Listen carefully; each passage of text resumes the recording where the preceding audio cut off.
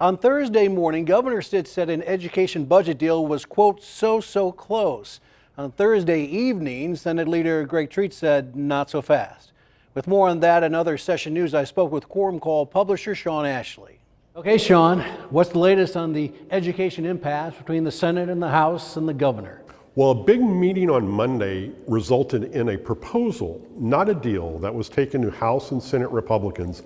And honestly, from those I've talked to, it was not received particularly well. But it has served as the basis for continued talks throughout the week. On Thursday, Governor Stitt indicated that lawmakers might work into the weekend somewhat in order to try to get a deal finalized. Now, the governor did say that approximately $500 million more should be flowing into common schools as a result of this deal when they get there. And that will include funding for a teacher's raise. Of course, the proposal for a school choice tax credit has already passed both chambers and is being held by the House. So this final weekend may determine exactly what happens. The tribes this week collectively called some of the governor's latest round of vetoes divisive, and they are now asking the legislature to overturn those vetoes, something we hear a lot about these days. What are the tribes seeking? As you mentioned, the tribes are hoping that the legislature will override the vetoes on three particular bills. Senate Bill 299 extended the authorization of the Advisory Council on Indian Education. This advisory council provided information to the State Board of Education and the State Department of Education. This bill is very much like the OETA bill in that it reauthorizes the state entity. Without a veto override, it essentially would go away at the beginning of the new fiscal year. They're also interested in seeing the veto on House Bill 2608 overridden. That veto requires sex offenders who must register with state law enforcement and local law enforcement officials also to register with local tribal officials if they're living on reservation land. And finally, they're asking for Senate Bill 429's veto to be overridden. That bill, of course, is the one which allows public school students and college students to wear tribal regalia at school events. Governor Stitt has also signed 3 executive orders aimed at shrinking the size of state government, but some of these may cost state workers their jobs. What's going on? Yeah, this is a conversation we hear from time to time.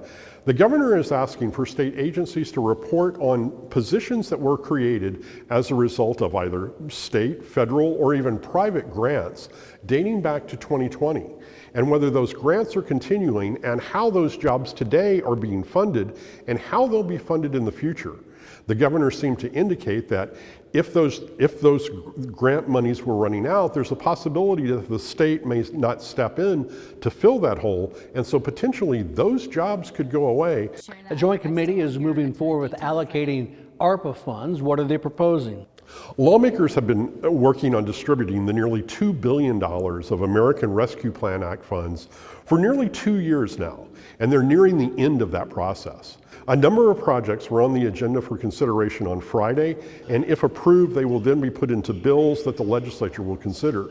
And we saw proposals to deal with food insecurity, in increasing the number of nurses in Oklahoma, which they have previously funded several programs related to, as well as administrative costs that are being borne by the Office of Management and Enterprise Services to oversee the nearly $2 billion of funding. And there were several other projects up for consideration as well. Shawn, it's time to break out the crystal ball.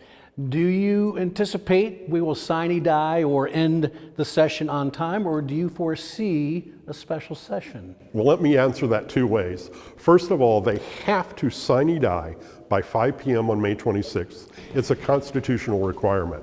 Now, whether we'll have a special session, I think that's 50-50.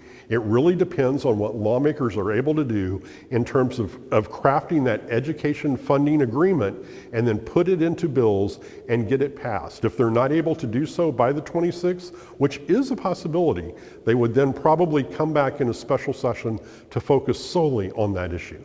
We'll just have to wait and see. Shawn Ashley, publisher of Quorum Call. Thank you, sir. You're very welcome.